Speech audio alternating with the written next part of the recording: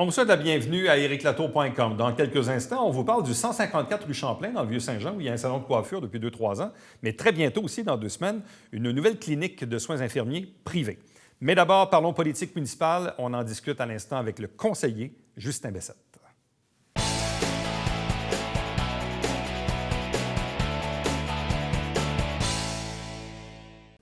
Parlons politique municipale. Depuis le début de la saison, on reçoit tour à tour les conseillers municipaux des différents quartiers. Il y a des enjeux de quartier, il y a des enjeux de ville également. On va certainement en parler avec notre invité, les conseillers dans le secteur sud d'Iberville-Saint-Athanase, Justin Bessette. Bonjour et bienvenue.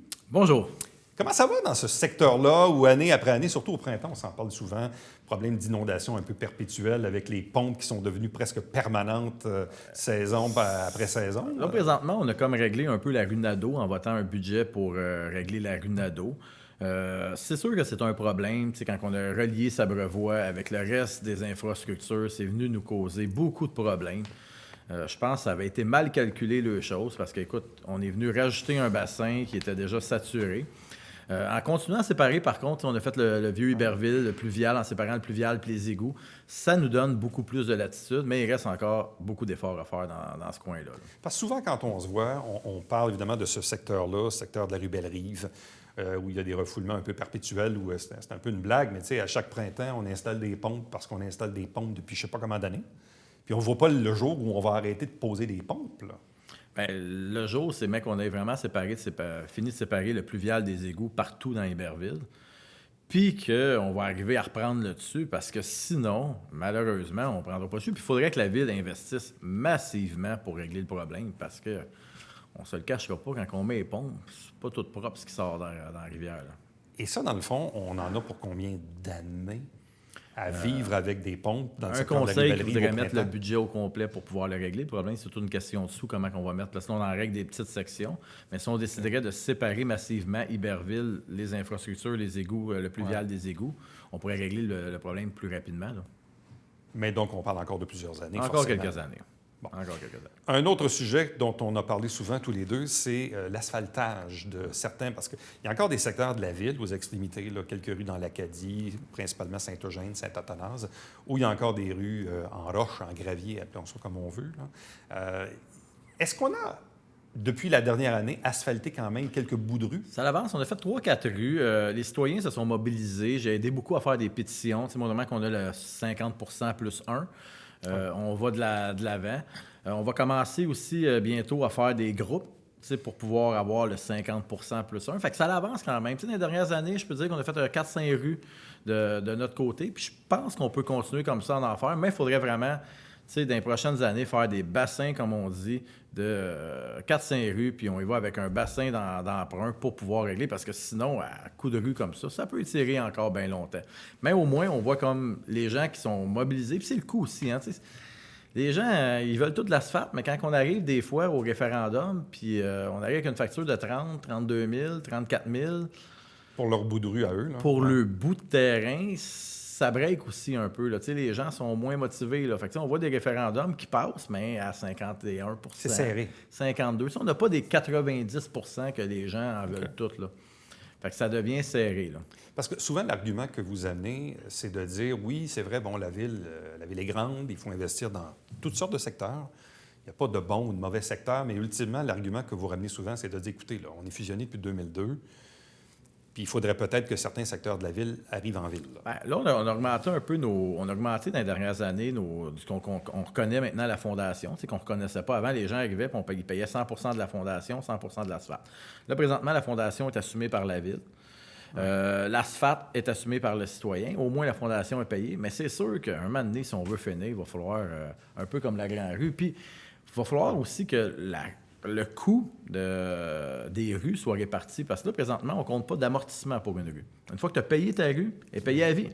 Ce qui n'est pas vrai dans la réalité. Si tu achètes un auto, je suis désolé de t'apprendre que dans 10 ans, ben, ton auto va avoir déprécié puis ton auto va être fini. Mais ta rue, c'est pareil. Fait que pour avoir un sentiment de justice pour tout le monde, il faudrait qu'il y ait une dépréciation. Tu as payé ta rue une fois, oui, pour 30 ans, puis l'autre, il l'a payé une fois, ben comme ça, on va avoir plus de sous répartis un peu partout, là.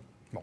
Parlons du secteur polyvalente Marcel Landry, Mille-Roches, Il y a le pavillon aussi qui est tout juste à côté, la palestre. Je sais qu'on avait déjà parlé dans le temps de travaux, parce que le Mille-Roches a quand même une trentaine d'années, si c'est pas plus. Là. On en est où par rapport à ces projets? On a eu un gros projet. Là, on a déposé un gros projet pour tout réaméliorer, tout améliorer le secteur là-bas, les terrains de baseball. On attend la subvention si on est autorisé, parce que ça serait un des gros projets de Saint-Jean-sur-Richelieu, tout réaménager, dans le fond, le secteur des Mille-Roches, qui viendrait... écoute, vous avez vu, je pense, un moment donné, on l'a vu, la carte qui a été lancée avec les terrains de baseball, la butte pour glisser. Tout était refait, les toilettes à l'extérieur. Écoute, c'est beaucoup d'argent. Le montage a été fait par les loisirs. Il nous reste à souhaiter d'avoir la subvention, puis ça deviendrait le pôle récréatif de Saint-Jean-sur-Richelieu. Êtes-vous en attente d'une réponse pour la subvention? Exactement. On est en attente de la subvention, là. OK, mais si ça tombe, ça pourrait effectivement engendrer des travaux importants. Là, exactement, puis ça va changer toutes les allures, parce qu'on s'entend que c'est déjà un bon pôle récréatif pour le baseball. Si on vient rajouter tous les terrains, puis tout terminer, puis le terrain synthétique aussi pour la piste d'athlétisme, écoute, on va tomber avec un projet incroyable. Bon. Est-ce qu'il y a d'autres enjeux que vous souhaitez voir avancer ou terminer au cours de la prochaine année, d'ici la prochaine élection, dans le district numéro 2? Bien, c'est sûr que, je répète souvent, mais c'est l'asphaltage qu'il faut continuer à travailler. Le Mille-Roches, c'est notre pôle principal qu'on va de l'avant. Puis, il y aurait aussi peut-être de pouvoir continuer à construire un peu. On a un secteur qui n'est pas développé encore. Peut-être changer nos priorités si ça serait possible, parce que là, on se bat gros pour les golfs, que je ne suis pas vraiment d'accord. Dans ce coin-là, on a des terrains qui sont prêts à construire, proches des services, proches des loisirs. Qui ne causent pas de problème au conseil non plus, parce que c'est pas dans une zone agricole, c'est des terrains qui sont zonés blancs depuis des années, que les infrastructures sont à côté. Il nous resterait juste comme à investir un peu dans nos infrastructures. Puis je pense que le développement, au lieu de mettre l'argent dans les golfs, peut-être que c'est là que ça irait, puis à Saint-Eugène un peu. Je pense que c'est les deux secteurs qu'on doit travailler là, dans les prochaines années. Bon, dans les enjeux qui sont plus grandes villes, deux principalement. Un, parce que vous l'avez souvent vous-même poussé, le projet du boulodrome. Oui. Là, ça a bougé un peu. Là. Oui. On est en appel d'offres pour essayer de trouver un local, que ce soit à Iberville ou à Saint-Jean. L'important, c'est qu'on arrive à trouver quelqu'un qui aurait un espace à louer pour qu'on puisse aller de l'avant avec un boulodrome. Je pense que c'est une belle activité pour les gens. Ben, tu sais, j'ai des gens plus âgés, il y a des jeunes qui jouent, mais c'est sûr, les gens plus âgés, ça leur fait une activité qui marche à l'année, là, 12 mois par année. Fait que ça avance quand même bien, là, ce projet-là. Ça a eu des moments plus serrés, mais là, on est vers une bonne voie. Bon. Et l'autre enjeu grande ville, c'est celui des taxes. Ouais. Parce que on le voit depuis 2-3 semaines, quelques villes ou municipalités au Québec qui commencent à dire, écoutez, on essaie, en tout cas, on va tenter de voir si on est capable de donner une pause à nos citoyens qui l'ont eu pas eu. Il y en a qui ont concrétisé, par contre. Montréal, la Prairie, c'est déjà réglé. Là, on vient d'avoir une bonne nouvelle, c'est du gouvernement provincial fédéral, un 7-8 millions qui va rentrer à la ville. On a besoin de donner. Tu sais, un moment donné, on est une entreprise de services. On n'a pas offert de services pendant la COVID. On en offrira moins aussi, mais dans la deuxième vague qu'on embarque. On ferme les piscines, on a fermé les bibliothèques, ça a coûté moins cher. Bien, les gens n'ont pas à payer si on a donné moins de services. N'importe quelle entreprise de service, le restaurant, qui est une entreprise de service, si tu n'y as pas été... Mais la ville elle-même, je présume, est impactée par ses revenus. La ville doit avoir moins de revenus. Bien, les taxes ont été les mêmes. Les taxes, oui, mais les services, là, aux loisirs ou des trucs comme ça, ou les gens qui s'inscrivent... Bien, moi, si je regarde mon compte de taxes puis je regarde mon abonnement à piscine à 3,25 $, je pense que ça ne fait pas une grosse différence, le 3,25 que je ne dépense pas. Là. Fait que, tu sais, le gros revenu, la masse de revenus, c'est les taxes. C'est les taxes. Les taxes de bienvenue. Le reste, on parle de poussière de sous. Là. Je veux dire, quand tu vas à la piscine municipale puis tu prends ton abonnement à piscine, ça coûte 65 $. Là. Sur mon compte de taxes, ça ne paraît pas pantoute. Là, puis si tu n'as pas les employés, l'employé qui te coûte, je ne sais pas, moi, 15-20$, bien, s'il ne travaille pas 3 heures, tu n'as pas à le payer non plus. Là. Donc, pour vous, la ville n'est pas tant impactée au niveau des revenus liés à la COVID? Non, puis de toute façon, l'objectif là, dans une crise comme ça, c'est que tout le monde prenne sa part, puis tout le monde se serre un peu à la ceinture pour redécoller plus fort. Tu sais, c'est pas mieux si demain matin, on charge tout le monde, puis que ça l'enclenche. Tu sais, des fois, la différence entre une entreprise qui va se relever puis une entreprise qui va mourir, c'est une coupe de piastres. Si nous, on y remet une petite dose par-dessus de taxes, tu sais, les restaurants, matin, je vois pas pourquoi on les taxerait... non-stop. Les citoyens aussi, là, ça a été difficile pour les citoyens. Là. Il y en a qui n'ont pas travaillé, il y en a qui ont eu de rotation. Qu'on donne une petite chance aux gens de se relever, puis après ça, tout ensemble, on va pouvoir aller plus loin un peu. Là. Parce que quand on regarde quand même dans les dernières années, puis dernières années, on pourrait remonter quand même assez loin, Les augmentations de taxes à Saint-Jean sont quand même, somme toute, assez raisonnables. Toujours pas mal selon le coût de la vie, l'inflation. Moi, je te dirais qu'à toutes les fois, on a touché un secteur qui a eu un coût plus haut. que les autres. Exactement. Fait que c'est pas plus raisonnable. Une année, on a touché au secteur, je me souviens, il y a eu l'Acadie. Un moment donné, on a touché à l'Acadie, puis on pognait un coup. Un moment donné, ça a été l'agricole qui a mangé un coup. Fait qu'à tous les ans, il y a quelqu'un qui mange une claque pour que le compte de taxes soit plus normal. Mais ça, c'était surtout les 10 premières années de la fusion, là, où il y avait des ajustements les dernières années. L'agricole, c'est il y a 2 ans qu'il y a eu un gros coup là, avec mais par rapport au secteur, j'entends. Ah, mais les secteurs, on a eu toujours un 2-3 qui ne suit pas nécessairement l'inflation. Tu n'as pas 3 Moi, je me fie à la régie qu'on est à 0,5, 0,6. On n'a pas toujours suivi. Puis à matin, on est dans un contexte différent. On est une entreprise de service, puis on n'offre pas le service qu'on devrait offrir. Et quels sont les coûts de service, là, souvent ce qu'on appelle, en lien évidemment avec les augmentations qui sont déjà entérinées dans les conventions collectives? Bon, à chaque année, évidemment, vous êtes obligés, c'est des conventions signées. Là. Si les Blancs ont 2 ils ont 2 puis les Bleus, puis les policiers, puis les pompiers.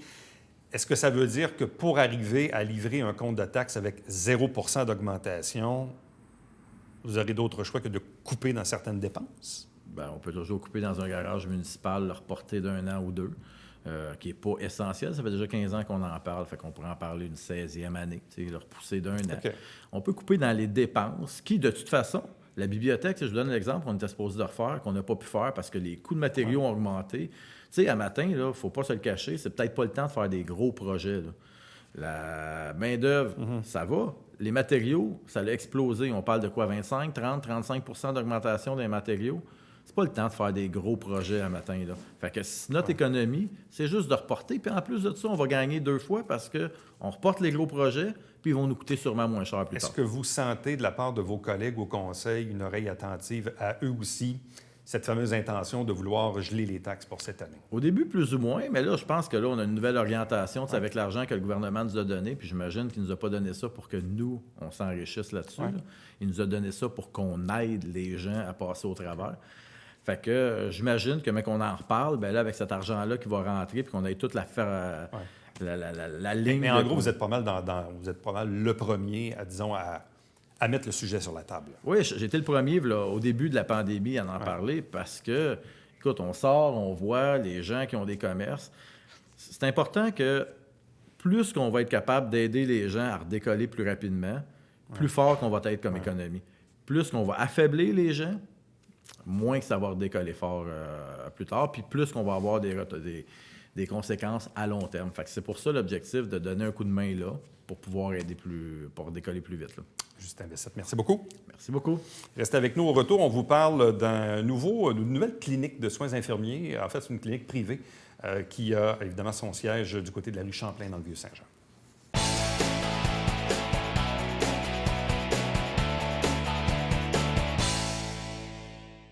Mesdames et messieurs, bonjour et bienvenue à la Justice entre nous. Mon nom est Sébastien.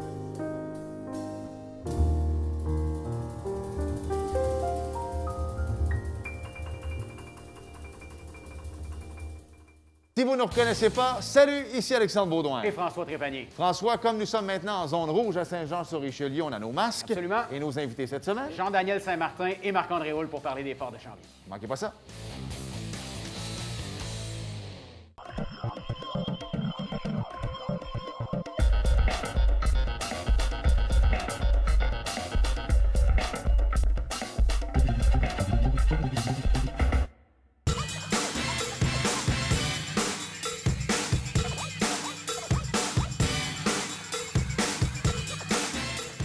Dimanche, 9h30, Télé Bingo, on vous attend.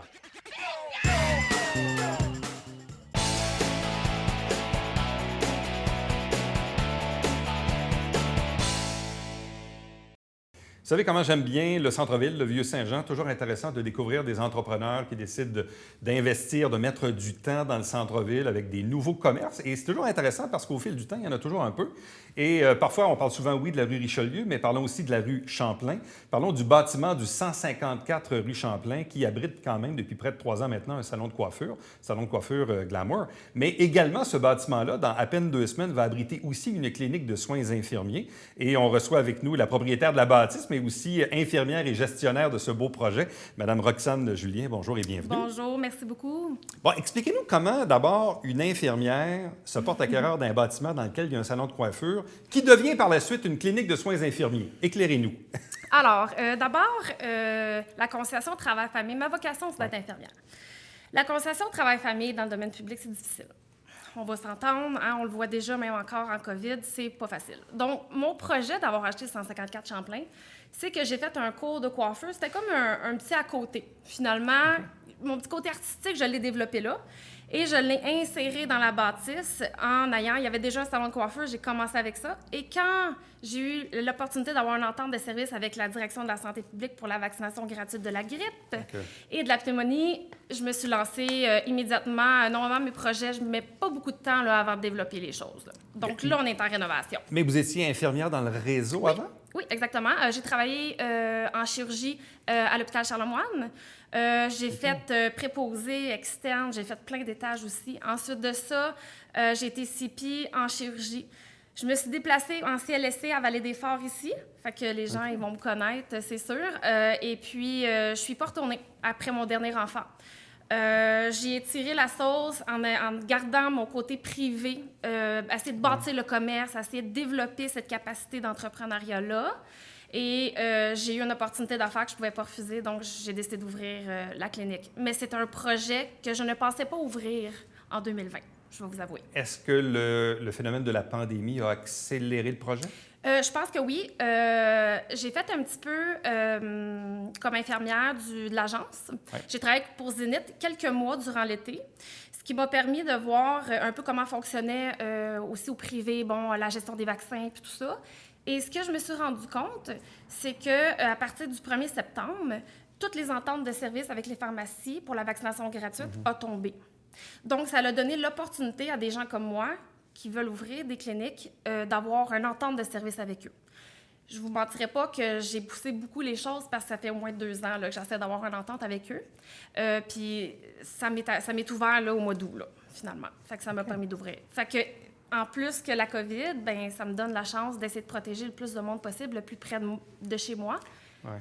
Mais c'est quand même une décision de carrière quand même assez importante. Parce que, quand on travaille dans le réseau, il y a l'ancienneté, la sécurité d'emploi, fonds de pension, etc., etc. Je comprends que vous avez des jeunes enfants, donc conciliation travail-famille, pas toujours évident. Mais quand on décide, je ne dis pas de se lancer dans le vide, mais quand on se lance en affaires, c'est un peu se lancer dans le vide. Ben oui, il faut être capable de... comment je dis ça à ma gérante? Je dis... Il faut être capable de prendre des risques. Si on n'est pas prêt à ça, la seule différence entre le salon de coiffure et la clinique que je vois, c'est qu'en clinique, je n'ai pas le droit à l'erreur. Mon plan d'affaires, là, au niveau même de la structure de la COVID, les gens qui vont rentrer, la sortie, tout est calculé au quart de tour. C'est moi qui vais être la gestionnaire, c'est moi qui vais être là à accueillir les gens, c'est moi qui vais désinfecter. Fait que c'est quelque chose. Mais... Par curiosité, au moment où vous avez acheté le 154 Champlain, puis vous avez décidé d'avoir un à côté, donc un salon de coiffure, peut-être pour exprimer votre côté artistique. Artistique, oui. Est-ce que vous saviez à ce moment-là que ce bâtiment-là abriterait 2-3 ans plus tard une clinique privée de soins infirmiers? Ou est-ce que c'était une idée que vous aviez en arrière-plan? Oui. C'était une idée. J'attendais juste une entente de service qui me permettait d'ouvrir la porte. Tu sais, j'aurais pu faire plein d'autres soins. Mais j'avais 2 choix. C'était soit que j'avais une entente de service que j'essaie très fort avec l'hôpital de Granby pour avoir une entente de service de prélèvement sanguin avec le laboratoire ou une entente de service en vaccination gratuite.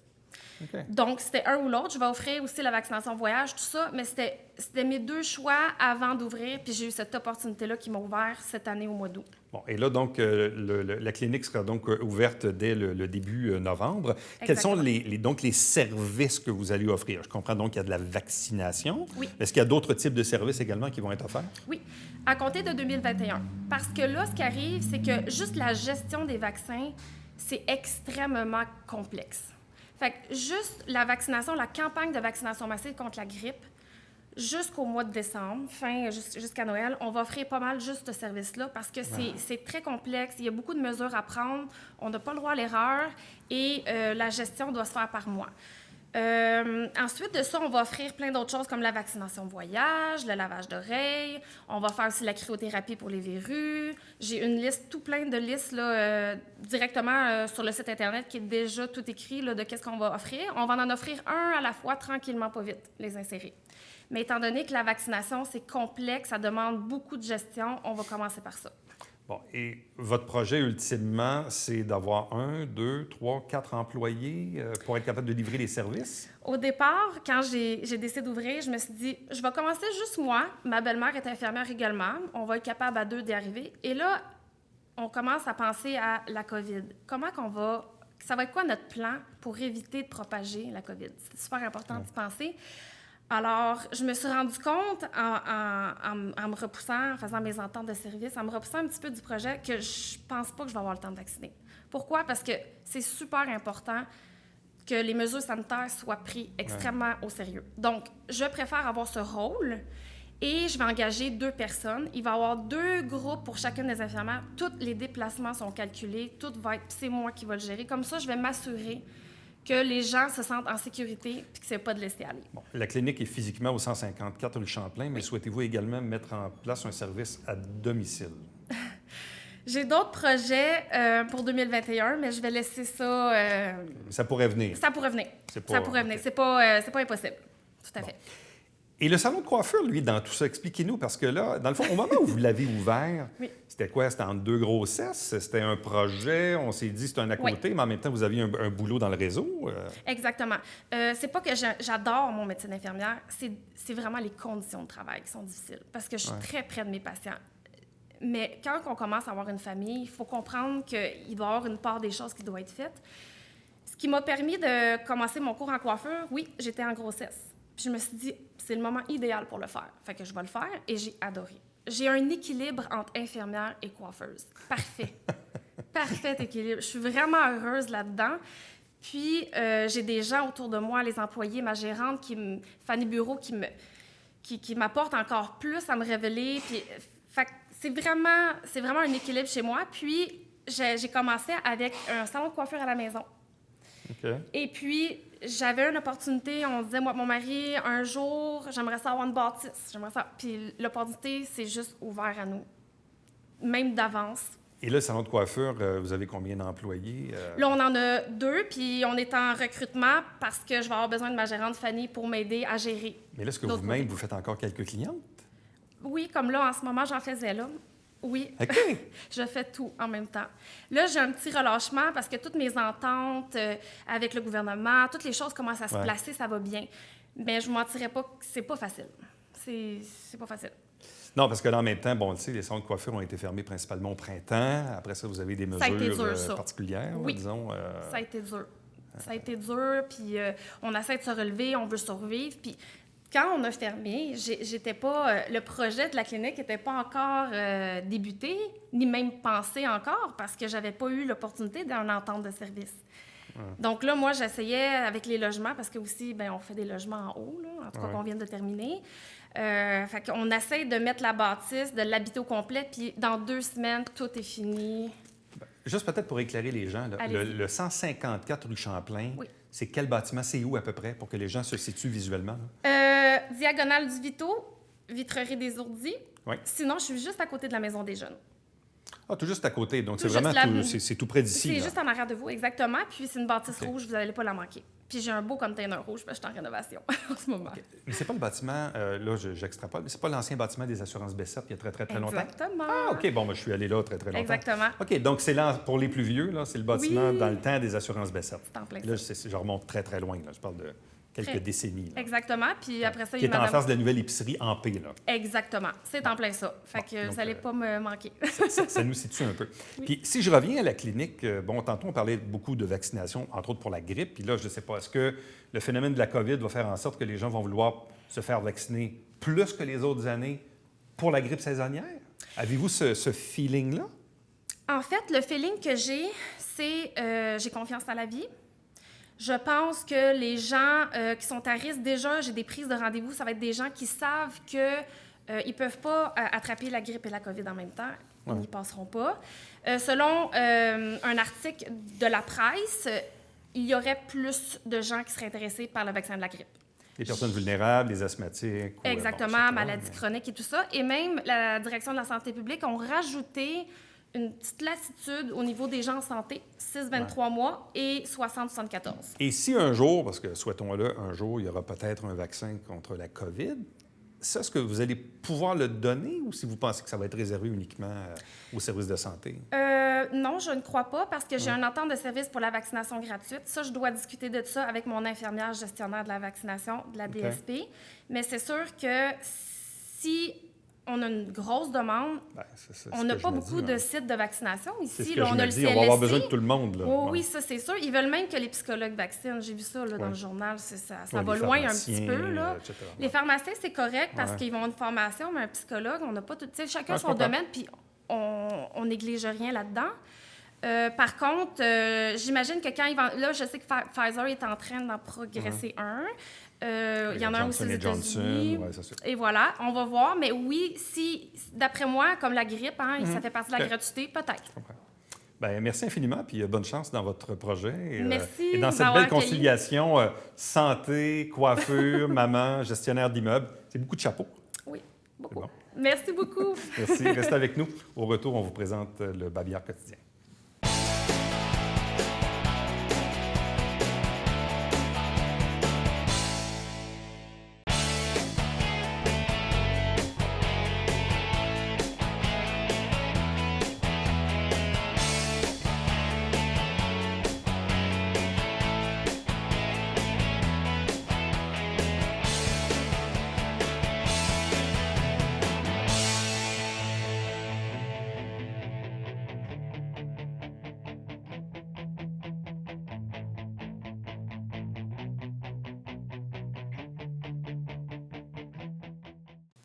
Compo au Richelieu, de même que Agri-Récup en sont venus à une entente pour la récupération des plastiques souples agricoles. Donc, si vous êtes concerné par ça, allez visiter le site Internet de compo.qc.ca. N'oubliez pas, à chaque dimanche matin, 9h30 en direct, ici même, il y a la télévision du Richelieu, il y a le Télébingo, 4 000 $ en prix et une trentaine d'endroits sur le territoire pour acheter vos livrets. Et nous, prochain rendez-vous demain. Bye-bye.